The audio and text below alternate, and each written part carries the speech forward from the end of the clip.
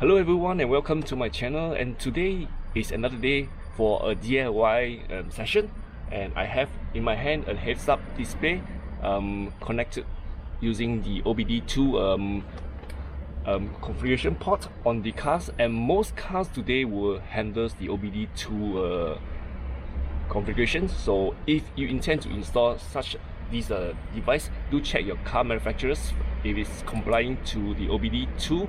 And so this is going to be a very quick project, so let's get on to it on how to connect this head-up display.